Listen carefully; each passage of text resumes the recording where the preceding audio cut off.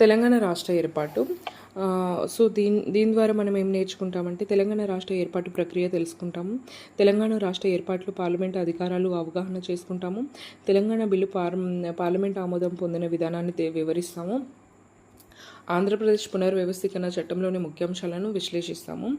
Next వచ్చేసి నూతన రాష్ట్రాల ఏర్పాటు ప్రభుత్వం ప్రస్తుతం ఉన్న రాష్ట్రాల విస్తీర్ణను, సరిహద్దులను లేదా పేర్లను మార్పు చేసే అధికారం కేంద్ర ప్రభుత్వానికి పార్లమెంటు ద్వారా సంక్రమిస్తుంది. తెలంగాణ రాష్ట్ర ఏర్పాటు సమయంలో తెలంగాణ వ్యతిరేకులు కొందరు మూడవ ప్రకరణను వ్యతిరేకిస్తూ ఆంధ్రప్రదేశ్ విభజన బిల్లును అడ్డుకోవడానికి సుప్రీంకోర్టు, హైకోర్టులలో పిటిషన్లను వేసి సామాన్య ప్రజలను తప్పుదోవ పట్టించడానికి ప్రయత్నించారు.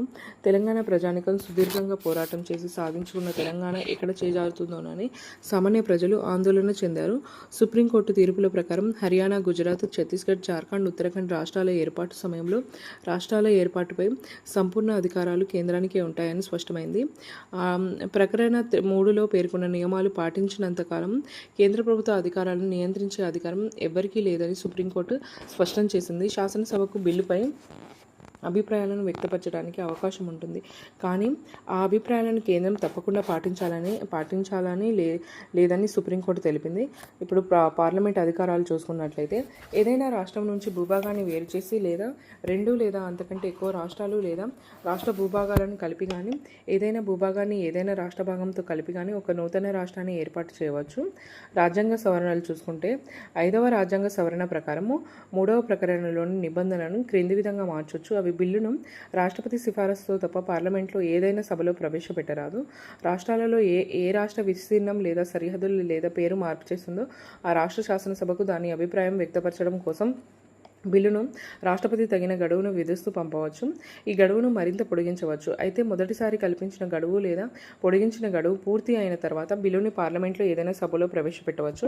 18వ రాజ్యాంగ సవరణ 1966 ద్వారా కొన్ని వివరణలను 3వ ప్రకరణకు చేర్చారు. అవి క్లాజ్ ఏ నుండి ఈ వరకు రాష్ట్రం అనే పదంలో కేంద్రపాలిత ప్రాంతం చేరి ఉంటుంది. అయితే ఆర్టికల్ 3లో రాష్ట్రం అనే పదంలో కేంద్రపాలిత ప్రాంతం చేరి ఉండదు. క్లాజ్ ఏ ద్వారా పార్లమెంటుకు సంక్రమింపజేసిన అధికారంలో ఏదైనా రాష్ట్రం భాగం లేదా కేంద్రపాలిత ప్రాంత భాగాన్ని వేరొక రాష్ట్ర భాగం లేదా కేంద్రపాలిత ప్రాంత భాగంతో కలిపి ఒక నూతన రాష్ట్రాన్ని లేదా కేంద్రపాలిత ప్రాంతాన్ని ఏర్పాటు చేసే అధికారం ఉంటుంది. ఉత్తరాఖండ్ ఏర్పడినప్పుడు ఉత్తరప్రదేశ్, జార్ఖండ్ ఏర్పడినప్పుడు బీహార్, ఛత్తీస్గఢ్ ఏర్పడినప్పుడు మధ్యప్రదేశ్ విభజన బిల్లును ఆమోదించాయి. 3వ ప్రకరణ కింద అసెంబ్లీకి రాష్ట్రపతి బిల్లును పంపడం తప్పనిసరి. దానిపైన శాసనసభ తన అభిప్రాయాలను చెప్పవలసి ఉంటుంది. అది ఏ అభిప్రాయమైనా సరే రాష్ట్రపతి ఇచ్చిన గడువులోగా అసెంబ్లీ ఆ అభిప్రాయం వ్యక్తం చేయకపోయినా గడువు తీరిన తర్వాత పార్లమెంట్లో బిల్లును ప్రవేశపెట్టవచ్చు. కేసులు రాష్ట్ర విభజన చూసుకున్నట్లయితే Mangal Singh versus union of India case 1987లో సుప్రీంకోర్టు పార్లమెంటుకు కొత్త రాష్ట్రాలను చేర్చుకోవడానికి లేదా ఏర్పాటు చేయడానికి, కొత్త రాష్ట్రాలను రూపొందించడానికి, ప్రస్తుతం ఉన్న రాష్ట్రాల విస్తీర్ణలను, సరిహద్దులను, పేర్లను మార్చడానికి చట్టం చేసే అధికారం ఉందని, అయితే ఈ అధికారం రాజ్యాంగ స్ఫూర్తిని ఆటంకపరచవద్దని పేర్కొంది. ముల్ల పెరియార్ మరియు environmental programme versus union of India case 2006 ప్రకారం 3-4 ప్రకరణలకు సంబంధించి రాష్ట్ర విభజన విషయంలో పార్లమెంటుకు గల అధికారాలను శ్రేష్టమైనవి, సంపూర్ణమైనవి అని సుప్రీంకోర్టు తీర్పునిచ్చింది. ప్రదీప్ చౌదరి మరియు ఇతరులు versus union of India case 2009లో శాసనసభ అభిప్రాయాలకు పార్లమెంట్ తప్పనిసరిగా అంగీకరించాల్సిన అవసరం లేదని పేర్కొంది. శాసనసభను సంప్రదించడం అంటే అభిప్రాయాన్ని తెలుసుకోవడమే తప్ప ఆమోదాన్ని తెలుసుకోవడం కాదని పేర్కొంది. రాజ్యాంగంలోని 3-4 ప్రకరణలు పార్లమెంట్ అసమానమైన అధికారాలు ఇస్తున్నాయని ఈ కేసు తెలిపింది. నెక్స్ట్ తెలంగాణ రాష్ట్ర ఏర్పాటు పార్లమెంటరీ ప్రక్రియ చూసుకున్నట్లయితే 2013 డిసెంబర్ 6న కేంద్ర మంత్రివర్గం ఆమోదించిన బిల్లు కేంద్ర హోంశాఖ నుండి రాష్ట్రపతి కార్యాలయానికి వచ్చింది. రాష్ట్రపతి బిల్లుకు సంబంధించి న్యాయ నిపుణుల సలహా తీసుకున్న తర్వాత ముసాయిదా బిల్లుకు ఆమోద ముద్ర వేసి 2014 జనవరి 23లోగా 6 వారాల్లోగా అసెంబ్లీకి పంపేయాలి. ఆంధ్రప్రదేశ్ అసెంబ్లీలో చర్చలు 2013 డిసెంబర్ 16న బిల్లును శాసనసభలోను శాసన మండలిలోను ప్రవేశపెట్టారు. స్పీకర్ నాదెండ్ల మనోహర్ బిల్లును ఉదయం 10 గంటలకు సభలో ప్రవేశపెడుతూ రాష్ట్రపతి ఆదేశాల మేరకు బిల్లును సభలో ప్రవేశపెడుతున్నట్టు ప్రకటించారు. సభలో నెలకొన్న తీవ్ర గందరగోళ పరిస్థితుల దృష్ట్యా సభను మరుసటి రోజుకు వాయిదా వేశారు. ఇవే పరిస్థితులు మరో 2 రోజులు కొనసాగడంతో సభను 2014 జనవరి 3కు వాయిదా వేశారు. ఈ మధ్యకాలంలో శాసనసభ వ్యవహారాల శాఖ నుండి శ్రీధర్ బాబుని తప్పించి శైలజానాథ్కు అప్పజెప్పడంతో శ్రీధర్ బాబు తన మంత్రి పదవికి రాజీనామా చేశాడు. 2014 జనవరి 3న కూడా సభలో గందరగోళ పరిస్థితులు నెలకొనడంతో సభను జనవరి 6 వాయిదా వేశారు. జనవరి 6న కూడా ఎలాంటి చర్చ జరగకుండానే వాయిదా పడింది.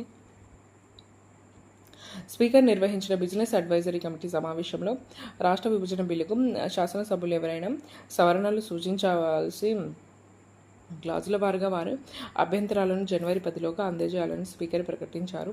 ఈ పరిస్థితులలో జనవరి 7 జేఏసీ ఇందిరా పార్కులో సంపూర్ణ తెలంగాణ సాధన దీక్షను నిర్వహించింది. 2014 జనవరి 8న రాష్ట్ర విభజన బిల్లుపై మొదటిసారిగా మంత్రి వట్టి వసంతకుమార్ చర్చను ప్రారంభిస్తూ ప్రసంగించారు.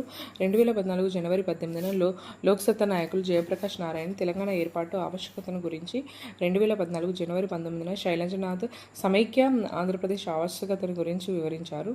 2014 జనవరి 20న బిల్లుపై శాసనసభ్యులు క్లాజుల వారీగా తెలియజేసిన అభిప్రాయాలను, సవరణలను సిడీ రూపంలో నిక్షిప్తం చేసి దానిని శాసనసభకు అందజేశారు. ఇందులో మొత్తం 5,039 సవరణలు, అభిప్రాయాలు, సూచనలు ఉన్నాయి. 2014 జనవరి 23 తారీఖులలో ముఖ్యమంత్రి కిరణ్ కుమార్ రెడ్డి మాట్లాడుతూ రాష్ట్ర విభజన బిల్లును పూర్తిగా వ్యతిరేకిస్తున్నట్లు, ఈ సమయంలో తాను ముఖ్యమంత్రిగా ఉండడం దురదృష్టకరమైన డ్రాఫ్ట్ బిల్లు కాకుండా ఒరిజినల్ బిల్లు పంపాలని ప్రకటించారు. జనవరి 23 గడువు ముగిస్తుండటంతో మరింత సమయం కావాలని రాష్ట్ర ప్రభుత్వం రాష్ట్రపతికి లేఖ రాయడంతో మరో వారం పొడిగిస్తూ జనవరి 30 వరకు గడువు పెంచుతున్నట్లు రాష్ట్రపతి ఉత్తర్వులు జారీ చేశారు. 2014 జనవరి 25న ముఖ్యమంత్రి కిరణ్ కుమార్ రెడ్డి బిల్లును తిరస్కరిస్తూ పార్లమెంట్లో ప్రవేశపెట్టేందుకు సిఫారసు చేయొద్దని రాష్ట్రపతికి విజ్ఞప్తి చేసే తీర్మానాన్ని రూల్ 77 కింద శాసనసభలో తేవడానికి వీలుగా స్పీకర్కు నోటీసు ఇచ్చారు. చంద్రబాబు నాయుడు ప్రసంగిస్తూ బిల్లును తిప్పు పంపే అధికారం శాసనసభకు ఉందని, బిల్లును ముందే ఎందుకు తిప్పు పంపలేదని ప్రశ్నించారు. కిరణ్ కుమార్ రెడ్డి ప్రభుత్వం బిల్లుపై చర్చించడానికి 3 వారాల గడువు కావాలంటూ మరొక మారు రాష్ట్రపతికి లేఖ రాసింది. బిల్లును అడ్డుకోవడానికే ఈ కుటిల ప్రయత్నాలన్నీ తెలంగాణ ప్రజాప్రతినిధులు ఆందోళనకు దిగారు. 2014 జనవరి 29న కూడా ఇవే పరిస్థితులు నెలకొన్నాయి. 2014 జనవరి 30కు ఒక ప్రత్యేకత ఉంది. అది బిల్లుపై చర్చకు చివరి రోజు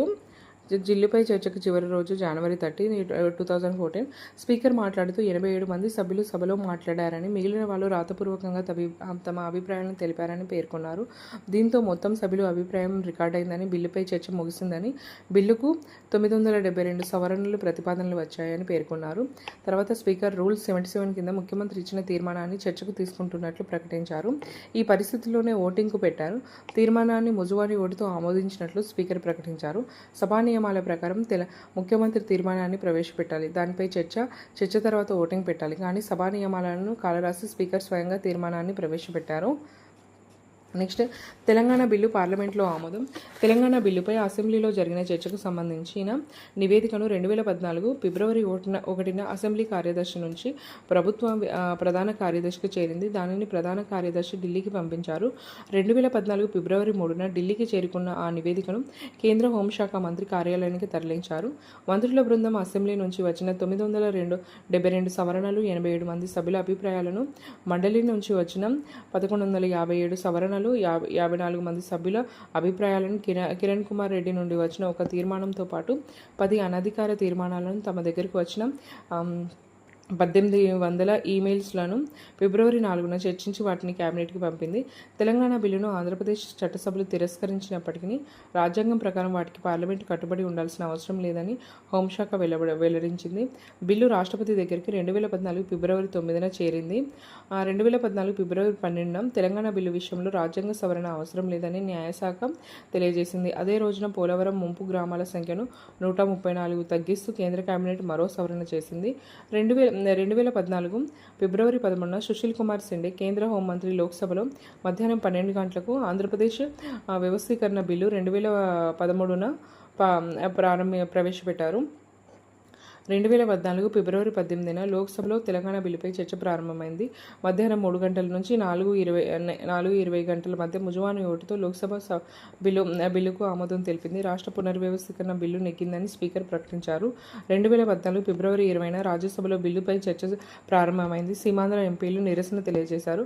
సభ మొత్తం 12 సార్లు వాయిదా పడింది. బిల్లుపై అభిప్రాయాలను చెప్పాలని డిప్యూటీ చైర్మన్ కురియన్ కోరడంతో బీజేపీ మద్దతిస్తున్నట్లు బీజేపీ పక్షపాత నేత అరుణ్ జైట్లీ ప్రకటించారు. సిపిఎం నేత సీతారాం యేచూరి తాము విశాలాంధ్రకు సమర్థిస్తున్నామని, బిల్లు వ్యతిరేకమని పేర్కొన్నారు. వెంకయ్య నాయుడు బిల్లుపై 38 సవరణలు ప్రతిపాదిస్తూ సుదీర్ఘ ప్రసంగం చేశారు.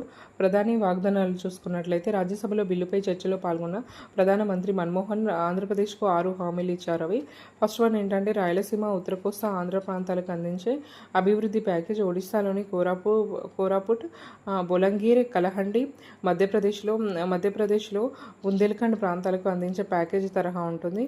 సెకండ్ వన్ వచ్చేసి 2 రాష్ట్రాలలో పారిశ్రామికరణ, ఆర్థికాభివృద్ధి సాధించేందుకు ప్రోత్సాహాలు ఉంటాయి.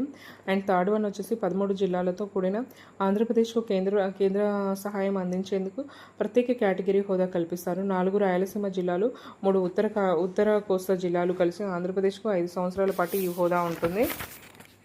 నెక్స్ట్ వచ్చేసి పోలవరం ప్రాజెక్టును కేంద్ర ప్రభుత్వం పూర్తి చేసింది. పూర్తి పునరావాసం, పునర్నిర్మాణం బాధ్యతను కేంద్రం తీసుకుంటుంది.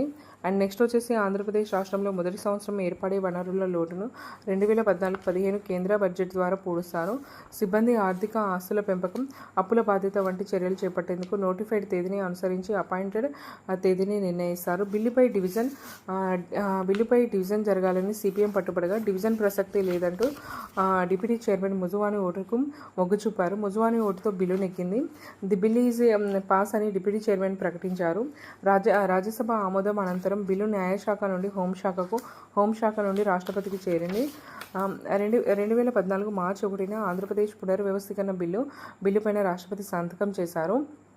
రాష్ట్రపతి సంతకం చేయడంతో ఆంధ్రప్రదేశ్ పునర్వ్యవస్థీకరణ బిల్లు 2013 ఆంధ్రప్రదేశ్ పునర్వ్యవస్థీకరణ చట్టం 2014గా రూపం దాల్చింది. చట్టం ఇంకా అమల్లోకి రాకపూర్వమే 2014 మార్చి 2న కేబినెట్ ఆగమేఘాల మీద భద్రాచలం డివిజన్లోని 7 మండలాలను ఆంధ్రాలో కలుపుతూ నిర్ణయం తీసుకుంది. మినిస్ట్రీ ఆఫ్ లా జస్టిస్ దీన్ని భారత రాజపత్రం ద గెజెట్ ఆఫ్ ఇండియాలో ది ఆంధ్రప్రదేశ్ రీఆర్గనైజేషన్ యాక్ట్ 2014 పేరుతో ముద్రించి దానికి చట్టబద్ధ హోదా కల్పించింది.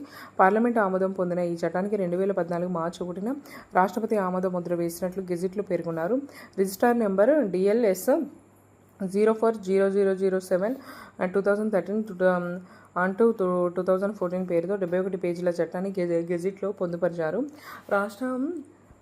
రాష్ట్ర ఆవిర్భావ దినాన్ని కేంద్ర ప్రభుత్వం నోటిఫికేషన్ ద్వారా అధికార గెజిటర్లో చేరుస్తామని రాజపత్రంలో స్పష్టీకరించారు.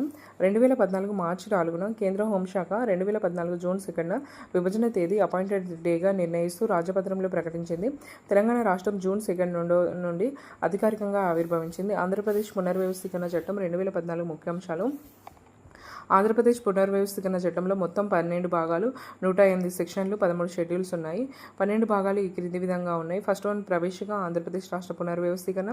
అండ్ థర్డ్ వన్ చట్టసభలో ప్రాతినిధ్యము. Fourth one high court. Fifth one వ్యయానికి అధికారం, ఆదాయ పంపిణీ. సిక్స్త్ వన్ ఆస్తులు అప్పుల పంపిణీ. అండ్ సెవెంత్ వన్ కొన్ని కార్పొరేషన్లకు సంబంధించిన నియమాలు. ఎయిత్ వన్ అఖిల భారత సర్వీసులకు సంబంధించిన నిబంధనలు. 9 జలవనరుల అభివృద్ధి నిర్వహణం. అండ్ 10th వన్ మౌలిక వనరులు. ప్రత్యేక ఆర్థిక చర్యలు. 11ది ఉన్నత విద్యా అవకాశాలు. 12 న్యాయ సంబంధ నిబంధనలు.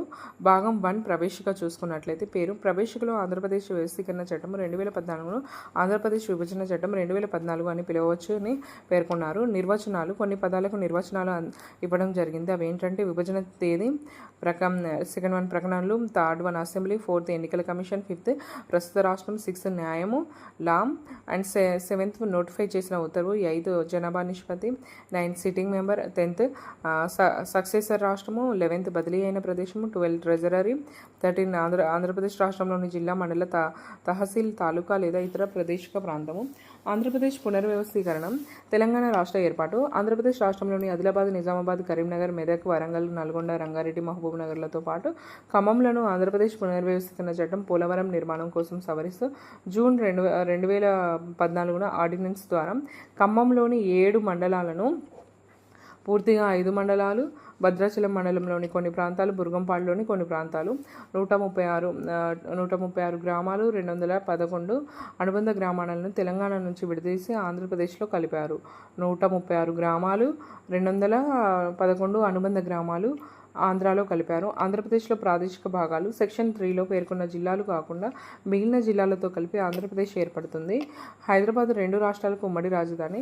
హైదరాబాద్ మున్సిపల్ కార్పొరేషన్ చట్టం 1955 ప్రకారం గ్రేటర్ హైదరాబాద్గా ఉన్న ప్రాంతం 2 రాష్ట్రాలకు ఉమ్మడి రాజధానిగా ఉంటుంది. కొత్త రాజధానికి నిపుణుల సంఘము. కొత్త ఆంధ్రప్రదేశ్ రాష్ట్ర రాజధానిని ఏర్పాటు చేయడానికి నిపుణుల సంఘాన్ని నియమించాలి. ఉమ్మడి గవర్నర్. విభజన తేదీన ఆ తర్వాత ఉమ్మడి రాష్ట్రానికి ఉన్న గవర్నర్ కొత్తగా ఏర్పడిన 2 రాష్ట్రాలకు గవర్నర్గా రాష్ట్రపతి నిర్ధారించిన కాలం ఉంటాడు. ఉమ్మడి రాజధాని వాసుల రక్షణ గవర్నర్ బాధ్యత. ఉమ్మడి రాజధాని ప్రాంతంలో ఉండే ప్రజల ప్రాణాలు, స్వాతంత్రం, ఆస్తుల రక్షణ కోసం గవర్నర్కు ప్రత్యేక బాధ్యతలు ఉంటాయి. ఈ బాధ్యతల నిర్వహణకు గాను గవర్నర్కు సహాయం చేయడానికి 2 సలహాదారులను నియమించాలి. 2 రాష్ట్రాలకు కేంద్ర బలగాల సాయం. ఆంధ్రప్రదేశ్, తెలంగాణ రాష్ట్రాల్లో అదనపు పోలీసు బలగాలకు కేంద్రం సహకరించాలి. రాజ్యాంగంలోని మొదటి షెడ్యూల్లో రాష్ట్రాల శీర్షికను అనుసరించి ఆంధ్రప్రదేశ్ పునర్వ్యవస్థీకరణ చట్టంలోని సెక్షన్ 3లో పేర్కొన్న ప్రదేశాలను చేర్చాలి. అవతరణ తేదీ తర్వాత తమ రాష్ట్రాలతో జిల్లా ప్రదేశం సరిహద్దులను మార్చుకునే అధికారం ఆంధ్రప్రదేశ్, తెలంగాణ రాష్ట్రాలకు ఉంది. నెక్స్ట్ పార్ట్ 3 వచ్చేసి లోక్సభ గురించి. లోక్సభలో ప్రతినిధులు విభజన తేదీ నుండి ఉమ్మడి ఆంధ్రప్రదేశ్లోని 42 స్థానాల్లో తెలంగాణకు 17 స్థానాలు కేటాయించారు. అపాయింటెడ్ డే నుండి ఈ చట్టంలో పేర్కొన్న మేరకు డీలిమిటేషన్ ఆర్డర్ 2008 సవరించబడుతుంది. ఈ చట్టంలో సవరించిన మేరకు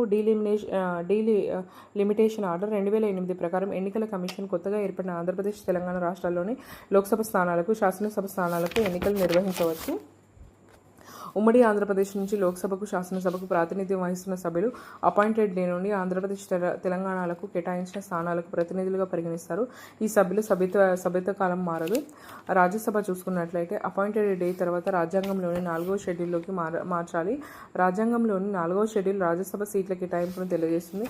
ఈ షెడ్యూల్లో ఆంధ్రప్రదేశ్కు కేటాయించిన 18 సీట్లకు బదులు 11 అని మార్చాలి. ఆంధ్రప్రదేశ్ తర్వాత తెలంగాణ రాష్ట్రాన్ని చేర్చి తెలంగాణకు 7 సీట్లను కేటాయించాలి. ఉమ్మడి ఆంధ్రప్రదేశ్ రాష్ట్రం నుండి రాజ్యసభకు ప్రాతినిధ్యం వహిస్తున్న 18 మంది సభ్యులను అపాయింటెడ్ డే నుండి ఆంధ్రప్రదేశ్, తెలంగాణ కేటాయించిన స్థానాలకు ప్రతినిధులుగా పరిగణిస్తారు. అయితే ఈ సభ్యుల సభ్యత్వ కాలంలో మార్పు ఉండదు. నెక్స్ట్ శాసనసభ చూసుకున్నట్లయితే అపాయింటెడ్ డే నుండి ఆంధ్రప్రదేశ్ రాష్ట్రానికి 175 శాసనసభ స్థానాలు, తెలంగాణ రాష్ట్రానికి 119 శాసనసభ స్థానాలు ఉంటాయి. ప్రజా ప్రాతినిధ్య చట్టంలో క్రమసంఖ్య 25 నుంచి 28 వరకు క్రమసంఖ్యలను 26 నుంచి 29కి మార్చుకోవాలి. ఆంగ్లో ఇండియన్లకు ప్రాతినిధ్యం. రాజ్యాంగంలోని 333 ప్రకటన ప్రకారం ఆంగ్లో ఇండియన్లకు ప్రాతినిధ్యం కల్పించేందుకు రాష్ట్ర గవర్నర్ ఆంధ్రప్రదేశ్, తెలంగాణ శాసనసభకు ఒక్కొక్కరి చొప్పున ఆంగ్లో ఇండియన్ నుంచి ప్రతినిధులుగా నియమించవచ్చు. ప్రస్తుతం సభ్యుల కేటాయింపు. ఉమ్మడి ఆంధ్రప్రదేశ్ శాసనసభలోని ప్రతి ప్రస్తుత సభ్యుడు సెక్షన్ 17 ప్రకారం అపాయింటెడ్ డే నుంచి ఆంధ్రప్రదేశ్ శాసనసభ్యులుగా కొనసాగకుండా తెలంగాణ రాష్ట్రానికి నిర్ణయించిన స్థానాల నుంచి శాసనసభకు ఎన్నికైన శాసనసభ్యులుగా పరిగణిస్తారు. అపాయింటెడ్ డే నుండి ఆంధ్రప్రదేశ్, తెలంగాణ శాసనసభలు చట్టబద్ధంగా ఏర్పడినట్టు పరిగణిస్తారు. శాసనసభల పదవీకాలం.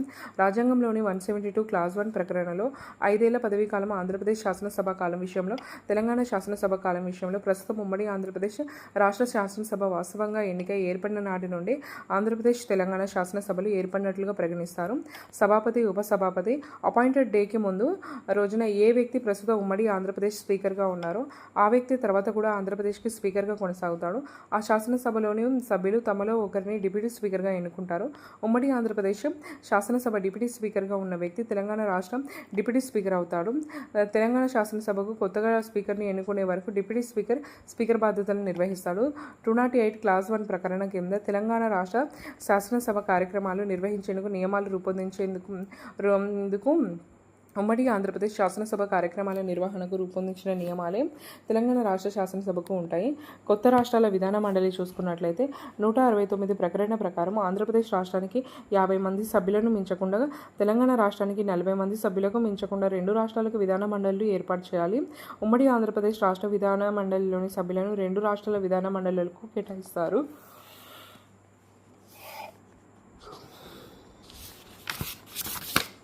విధాన మండలులకై నియమాలు.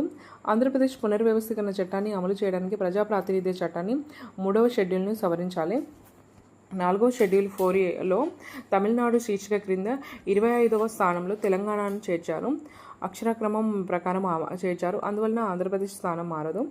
సో తెలంగాణ శీర్షిక కింద చేర్చిన అంశాలు వచ్చేసి మున్సిపల్ కార్పొరేషన్లు, మున్సిపాలిటీలు, నగర పంచాయతీలు, కంటోన్మెంట్ బోర్డులు, జిల్లా ప్రజా పరిషత్, మండల ప్రజా పరిషత్తులు, మండలి నియోజకవర్గం, వర్గాల డీలిమిటేషన్.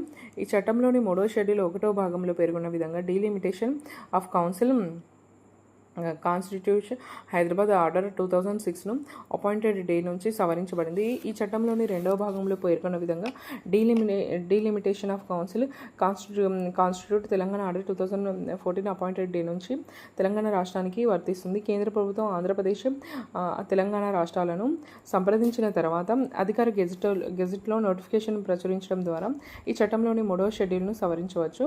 నెక్స్ట్ విధాన మండలి అధ్యక్ష, ఉపాధ్యక్షుల ప్రక్రియ నియామకాలు. అపాయింటెడ్ డే ముందు రోజున ఏ వ్యక్తి ప్రస్తుతం ఉమ్మడి ఆంధ్రప్రదేశ్ విధాన మండలికి చైర్మన్గా ఉన్నారో ఆ వ్యక్తి ఆ తర్వాత కూడా ఆంధ్రప్రదేశ్ విధాన మండలికి చైర్మన్గా కొనసాగుతారు. ఆంధ్రప్రదేశ్ విధాన మండలి సభ్యులు తమలో ఒకరిని డిప్యూటీ చైర్మన్గా ఎన్నుకుంటారు. ఉమ్మడి ఆంధ్రప్రదేశ్ విధాన మండలి డిప్యూటీ చైర్మన్గా ఉన్న వ్యక్తి తెలంగాణ రాష్ట్ర విధాన మండలి డిప్యూటీ చైర్మన్ అవుతారు. తెలంగాణ రాష్ట్ర విధాన మండలి కొత్తగా చైర్మన్ను ఎన్నుకునే వరకు డిప్యూటీ చైర్మన్ బాధ్యతలు నిర్వహిస్తారు. 208 క్లాస్ 1 ప్రకటన కింద తెలంగాణ రాష్ట్ర విధాన మండలి కార్యక్రమాల నిర్వహణకు నియమాలు రూపొందించిందే వరకు ఉమ్మడి ఆంధ్రప్రదేశ్ విధాన మండలి కార్యక్రమాల నిర్వహణగా రూపొందించిన నియమాలే తెలంగాణ రాష్ట్ర విధాన మండలికి వర్తిస్తాయి. నియోజకవర్గాల డీలిమిటేషన్ 170 ప్రకటన కింద ఈ చట్టంలోని 15వ సెక్షన్లో పేర్కొన్న నియమాల ప్రకారం ఆంధ్రప్రదేశ్ రాష్ట్ర శాసనసభ స్థానాలను 175 నుంచి 225కి, తెలంగాణ శాసనసభ స్థానాలు 119 నుంచి 153కి పెంచాలి. డీలిమిటేషన్ ఆధునీకరించేందుకు ఎన్నికల కమిషన్కి అధికారాలు ఉంటాయి. షెడ్యూల్ కులాలు, షెడ్యూల్ జాతులు చూసుకున్నట్లయితే షెడ్యూల్ కులాల ఆర్డర్ 1950 ఈ చట్టంలోని 5వ షెడ్యూల్లో పేర్కొన్న ప్రకారం సవరించబడింది. షెడ్యూల్ తెగల ఆర్డర్ 1950 ఈ చట్టంలోని 6వ షెడ్యూల్లో ప్రకారం సవరించడమైంది. నెక్స్ట్ వచ్చేసి high court. Hyderabad high court Andhra Pradesh high court ఏర్పాటు అయ్యే వరకు 2 రాష్ట్రాలకు ఉమ్మడి హైకోర్టుగా ఉంటుంది. ఉమ్మడి హైకోర్టు న్యాయమూర్తుల జీతభత్యాలకు సంబంధించిన ఖర్చులను జనాభా ప్రాతిపదికపైన 2 రాష్ట్రాలు భరించాలి. ఆంధ్రప్రదేశ్ రాష్ట్రానికి ప్రత్యేక హైకోర్టును ఏర్పాటు చేస్తారు. దీనిని హైకోర్ట్ ఆఫ్ ఆంధ్రప్రదేశ్గా పిలుస్తారు. ప్రస్తుతం తెలంగాణలో ఉన్న హైకోర్టు తెలంగాణ రాష్ట్రానికి హైకోర్టుగా మారుతుంది. దీన్ని హైకోర్ట్ ఆఫ్ హైదరాబాద్గా పిలుస్తారు. హైదరాబాద్ హైకోర్టులోని ఎంతమంది న్యాయమూర్తులను ఆంధ్రప్రదేశ్ హైకోర్టుగా నియమించాలనేది రాష్ట్రపతి నిర్ణయిస్తాడు. ఆంధ్రప్రదేశ్ రాష్ట్రంలో చేర్చిన ఏ భాగం పట్ల కానీ ఆంధ్రప్రదేశ్ హైకోర్టుకు 3 క్లాస్ 1 సెక్షన్లో పేర్కొన్న తేదీకి ముందు అమల్లో ఉన్న శాసనం ప్రకారం హైదరాబాద్ హైకోర్టు ఆ ప్రదేశాల పట్ల ఉన్న పూర్తి విచారణాధికార పరిధి, శక్తి, అధికారులు వినియోగించగలుగుతుంది. ఆంధ్రప్రదేశ్ బార్ కౌన్సిల్లో న్యాయవాదిగా నమోదై ప్రస్తుత హైకోర్టులో న్యాయవాదిగా వ్యవహరిస్తున్న వారు తెలంగాణ బార్ కౌన్సిల్కు తన పేరు మార్చవలసిందిగా 1 సంవత్సరంలోగా కోరవచ్చు. నెక్స్ట్ వచ్చేసి ఆంధ్రప్రదేశ్ హైకోర్టులో ప్రాక్టీస్ నియమాలు. 36 ఆంధ్రప్రదేశ్ హైకోర్టు సీలు స్వాధీనత. 37 రిట్ రూపాలు, ఇతర ప్రక్రియలు. 38 న్యాయమూర్తుల అధికారాలు. 39 సుప్రీంకోర్టుకు అప్పీల్ అధికారాలు. 40 హైదరాబాద్ హైకోర్టు నుండి ఆంధ్రప్రదేశ్ హైకోర్టుకు కేసుల బదిలీ. 41 సెక్షన్ 30లో పేర్కొన్న తేదీకి ముందు ఏ వ్యక్తి అయినా హైదరాబాద్ హైకోర్టులో అడ్వకేట్గా ప్రాక్టీస్ చేయడానికి లేదా ఇతర వ్యక్తిగా ప్రాక్టీస్ చేయడానికి హక్కు కలిగి ఉంటే హైదరాబాద్ హైకోర్టు నుంచి ఆంధ్రప్రదేశ్ హైకోర్టుకు సెక్షన్ 4 కింద బదిలీ అయిన ప్రొసీడింగ్స్లో హాజరు కావడానికి అధికారం ఉన్నట్లయితే ఆ ప్రొసీడింగ్స్కు సంబంధించి పాల్గొనడానికి హక్కును కలిగి ఉంటారు. నెక్స్ట్ పార్ట్ 5 చూసుకున్నట్లయితే చూసుకున్నట్లయితే అపాయింటెడ్ డేకి ముందు ఎప్పుడైనా తెలంగాణ ప్రభుత్వం కన్సాలిడేటెడ్ ఫండ్ నుండి తాను సమంజసం అనుకున్నంత వరకు అపాయింటెడ్ డే తర్వాత 6 నెలలకు మించని కాలానికి గాను ఆంధ్రప్రదేశ్ రాష్ట్ర శాసనసభ వ్యయానికి అనుమతిస్తే ఉమ్మడి ఆంధ్రప్రదేశ్ గవర్నర్ తెలంగాణలో వ్యయానికి అధికారం ఇవ్వాలి. అయితే అపాయింటెడ్ డే తర్వాత అవసరం అనుకుంటే తెలంగాణ రాష్ట్రం కన్సాలిడేటెడ్ ఫండ్ నుండి 6 నెలల తర్వాత మరికొంత కాలానికి మరో 6 నెలలు మించకుండా వ్యయానికి తెలంగాణ గవర్నర్ అధికారం ఇవ్వవచ్చు. అపాయింటెడ్ డేకి ముందు ఏ కాలానికి ఉమ్మడి ఆంధ్రప్రదేశ్ రాష్ట్రానికి చెందిన అకౌంట్స్కు సంబంధించిన నివేదికలను కాగా జనరల్ కొత్త రాష్ట్రాల గవర్నర్కు సమర్పించాలి. ఆ నివేదికను వారు సంబంధిత శాసనసభలో ప్రవేశపెట్టాలి. ఆదాయ పంపిణీ 13వ ఆర్థిక సంఘం ఉమ్మడి ఆంధ్రప్రదేశ్ రాష్ట్రం కోసం కేటాయించిన అవార్డును జనాభా నిష్పత్తి ఇతర ప్రాతిపదికల ఆధారంగా కేంద్ర ప్రభుత్వం కొత్త రాష్ట్రాలు కేటాయించాలి. కొత్త రాష్ట్రాలకు ఉన్న వనరులను బట్టి కేంద్రం ఆయా రాష్ట్రాల్లో వెనుకబడిన ప్రాంతాల అభివృద్ధి కోసం తగిన నిధులు కేటాయించవచ్చు. ఆంధ్రప్రదేశ్ రాష్ట్రం కోసం ప్యాకేజీ రూపొందించే సమయంలో రాయలసీమ ఉత్తర కోస్తా ప్రాంతాల అవసరాలకు కేంద్రం పరిశీలించాల్సి ఉంటుంది.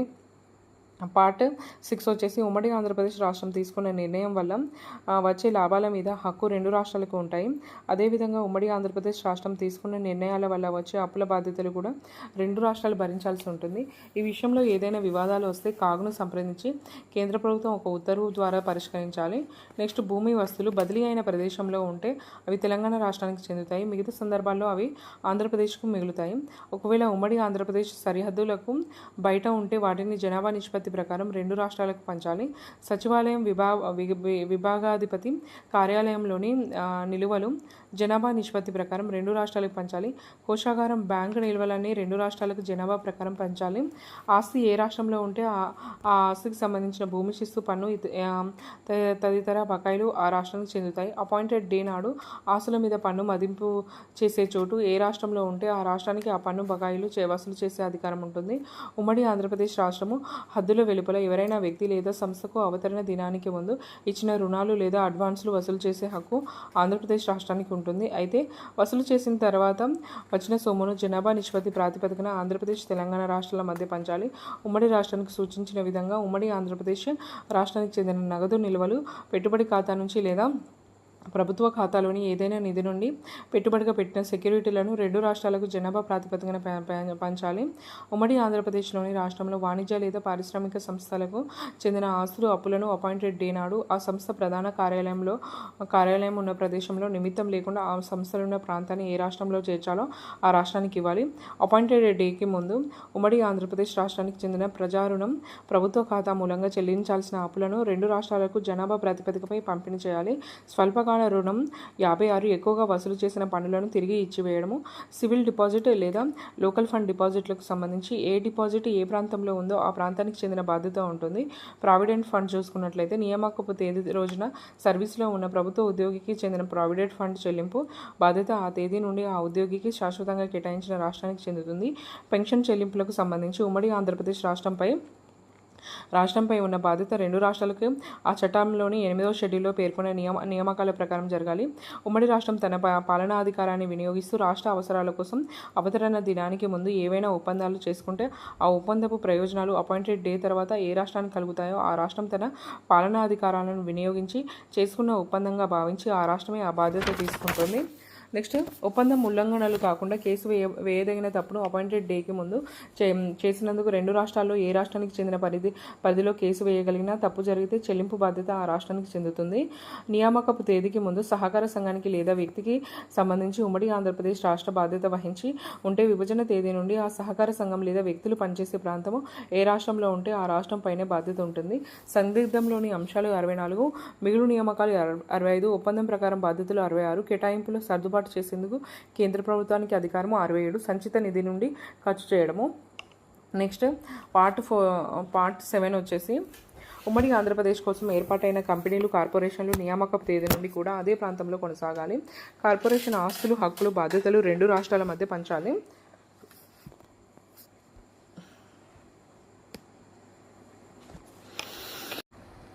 పార్ట్ 9 చూసుకున్నట్లయితే పార్ట్ 11 ఉన్నత విద్యావకాశాలు 371 ప్రకటన ప్రకారం అన్ని ప్రభుత్వ ప్రైవేట్ ఎయిడెడ్ అన్ఎయిడెడ్ ఉన్నత విద్య సాంకేతిక విద్య విద్య ప్రవేశ కోటాలో 2 రాష్ట్రాల విద్యార్థులకు సమాన అవకాశాలు కల్పించడానికి ప్రస్తుతం ఉన్న విద్యా విధానాన్ని మరో 10 సంవత్సరాల పాటు కొనసాగించాలి.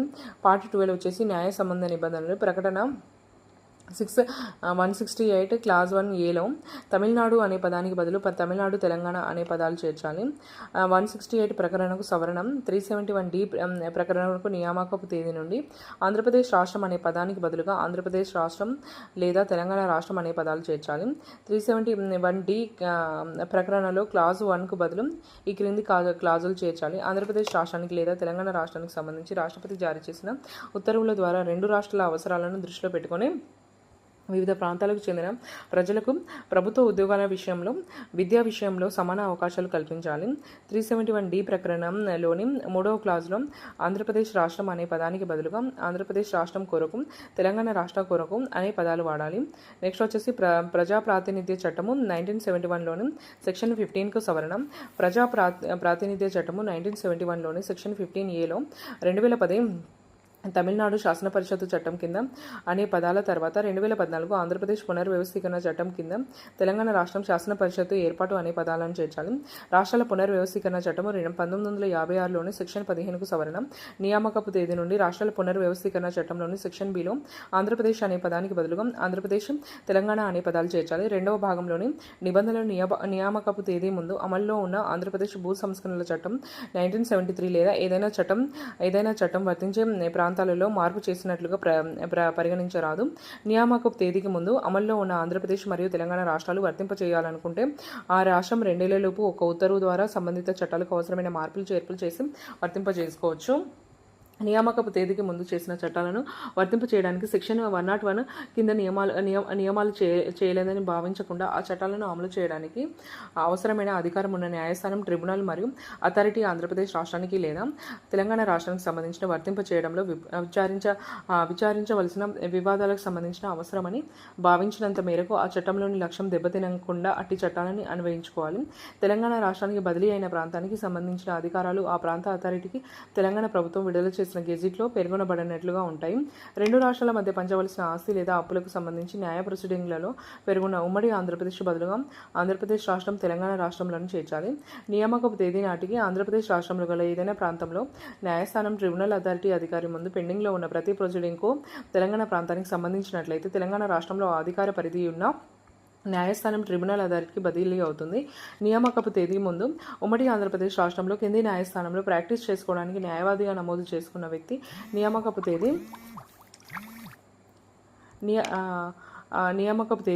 తేదీ నుండి 1 సంవత్సరం కాలం పాటు ఆ న్యాయస్థానంలో ప్రాక్టీస్ చేసుకోవచ్చు. ఆ న్యాయస్థానానికి సంబంధించి అధికార పరిధి తెలంగాణ రాష్ట్రానికి బదిలీ అయినప్పటికీ కూడా ప్రాక్టీస్ చేసుకోవచ్చు. ఈ చట్టంలోని నిబంధనలు ఇతర చట్టంలో ఉన్న నిబంధనలకు వ్యతిరేకంగా ఉన్నప్పటికీ ఈ చట్టంలోని నిబంధనలే వర్తిస్తాయి. ఈ చట్టంలోని నిబంధనలు అమలు చేసే క్రమంలో ఏదైనా ఇబ్బందులు ఏర్పడితే ఆ ఇబ్బందులను అధిగమించడానికి రాష్ట్రపతి ఉత్తర్వులు జారీ చేయవచ్చు. మౌలిక సదుపాయాల ఏర్పాటు. తెలంగాణ రాష్ట్రంలో ఖమ్మం జిల్లాలో సమగ్ర ఉక్కు ఫ్యాక్టరీ ఏర్పాటుకు చర్యలు తీసుకుంటుంది. ఆంధ్రప్రదేశ్లోని దగ్గురాజపట్నంలో భారీ ఓడరేవుని నిర్మిస్తుంది. ఆంధ్రప్రదేశ్లోని గ్రీన్ఫీల్డ్ ఆయిల్ రిఫైనరీ, పెట్రోకెమికల్ కాంప్లెక్స్ల నిర్మాణాన్ని ఏర్పాటు చేయాలి.